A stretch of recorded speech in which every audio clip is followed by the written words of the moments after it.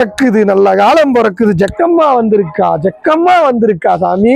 கோடங்கி எல்லா பக்கம் பொண்ணு பார்த்தாச்சு. சரிங்க, அமையல. என்னன்னு பார்த்து சொல்லு. பாத்துடலாங்க. பேர் என்னங்க? என் பேர் ரகுராமுங்க. லட்சுமி கடாச்சம் தெரியுது சாமி. யோகம் வந்திருக்கு. காளமாட்டுக்கு கறவை மாடு தேடி வருது. பட்டி பெருகுது, பால் பொங்குது சாமி. மார்கழி 21ஆம் தேதி மகாலட்சுமி வீடு தேடி வரப்போறா. புரியுது இல்லைங்க? கறவை மாடு காடு தேடி வரப்போகுது. பட்டி பெருக போகுது சாமி. பட்டி பெருக போகுது. என்ன போகுது? பட்டி பெருக போகுதா? ஆமா. ஏயா அந்த கல்யாணத்துக்கு பொண்ணு கேட்டுட்டு இருக்கிற நீ காளை மாடு கன்னுக்குட்டி எருமை மாடுன்னு இருக்கிற. Welcome to AI service. உங்களுக்கு என்ன பிரச்சனை?